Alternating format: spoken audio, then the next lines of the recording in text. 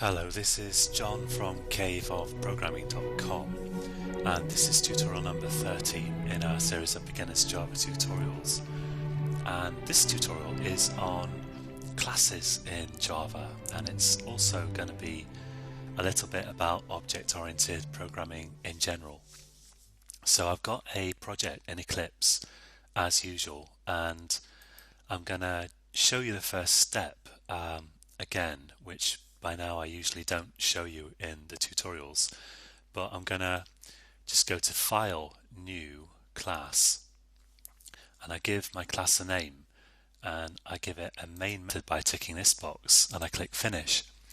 And the reason I wanted to show you that was just to remind you that you're already creating classes in Java, because unless you're using some really strange editor that some kind of university course has saddled you with, then you will already be creating classes to run your Java programs. So you know how to create a class in Eclipse. You go to New, you can right click on Project as well and go to New Class and just give it a name, which the first letter should be uppercase. And if you have more than one words making up the class name, you know, like, I don't know, red fruit, you'd capitalize the first letter of each word in the name just to make it easy to read, like that. So this would be a class. And of course, you only need a main method for just one class in your program, and this is where your program runs from. So this is what a class normally looks like. And it's really important to notice that if you have a class that's declared public, then this class name must match the name of your file, like redfruit. The redfruit class must be in redfruit.java. But anyway, you're probably wondering what is public and what is a class.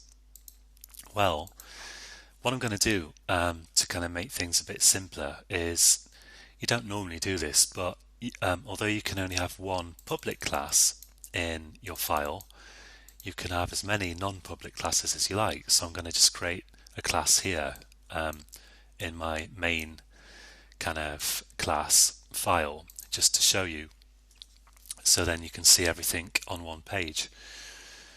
So to create a class, you type class, and Java keywords are always lowercase, and you give it a name, as I said, and I'll call this person. So the idea behind a class is a template for creating objects, or a class is a blueprint, if you like, for creating objects. And what objects are is, well, in the real world, everything is an object, arguably, like you're an object, your cat is an object, your computer is an object, and so on. And it's the same in a Java program. Everything is an object, and you need some way of specifying what the different objects in your program are like, and that's what a class does. It's just, so like, for example, a person class could be used to create person objects that would represent particular people, but this isn't a particular person, it's just going to represent the idea of a person in general. So another way of looking at it is that a class is also a bit like a type, like we've seen int and double and string, and you can create your own types to order. So this is a person type.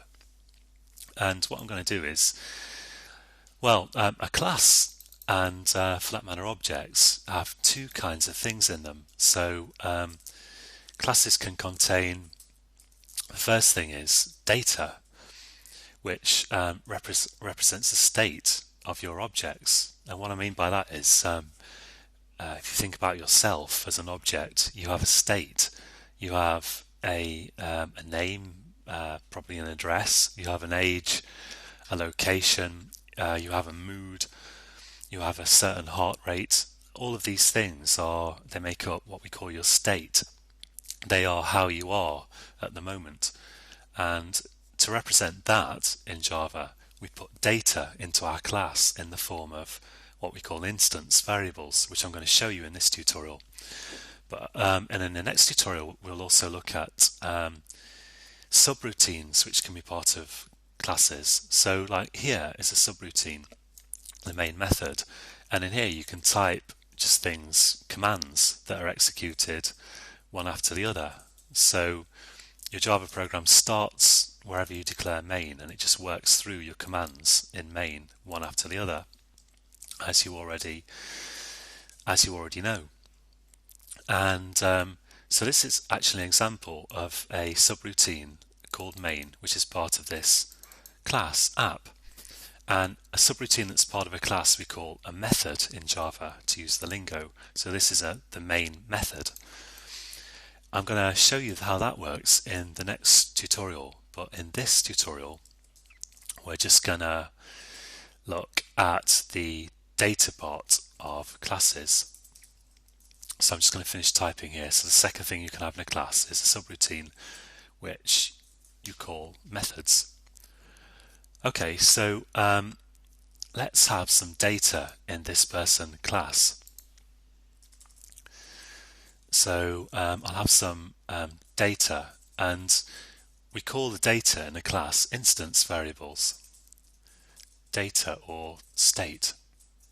And the reason for that is to represent data that you want to attach to an object. It's really simple. You just type variables here, like I could have string name, so that people that I create from this person class can have names. And for example, they could have an age. And in my main program now, I can use this person class to create particular person objects, or particular people, if you like. So I could say person, I'll give it a name, person1, I'll say. When I say give it a name, I mean give the variable that refers to the person a name. I don't mean this. So person1 equals, and I have to say new person. So what's happening here is, here I'm declaring a variable of type person. In other words, it's a variable that can refer to a person object. And here I'm creating a particular person. I'm creating a person object, an object of type person. And now I can refer to the name and age of this person. I can say person1.name equals, let's say, Joe Blogs, and person1.age equals 37. And I could have another person. I could say person2, have as many as you like, of course, equals new person. And when you create the person object using new, don't forget you need these two round brackets here. So to break this down once more, here's the type of the variable that I'm going to create. Here's a name for my variable. Then I'm going to set the variable equal, I'm going to set it equal using this equal sign to a new person object which I'm creating here. And to do that, you just have the keyword new, the name of your class, and then two round brackets here, which are very important, so don't forget them. And I can give person2, I can assign a value to its name as well, like let's say Sarah Smith, and person1.age equals 20. person2.age equals 20. So you can see that I'm accessing these variables up here just by using a dot after the variable name, the name of the variable that refers to the person. So it's the variable name, which I chose here, then a dot, and there's no spaces, and then just the name of the variable that I want to refer to. This actually isn't best practice in Java, but what I'd strongly recommend is, because by now if you haven't seen this before, probably your brain is bubbling out of your ears, I'd recommend just typing this stuff out for yourself. Just create a few classes. You can just create them one after the other here above your main class and give them some data, and then just create a few objects from your classes here like this and play about with the data. And of course you can access the data using the dot notation in exactly the same way, person1.name for example. And all this is actually very simple, and if it looks complicated, believe me, then after practicing a little bit it will seem dead simple. So that's all for this tutorial. and a lot of information to absorb, but really it boils down to some quite simple code, as you can see. And in the next tutorial, we're going to look at probably subroutines that you can have in classes. In other words, we're going to look at what we call methods, of which this main method here is an example.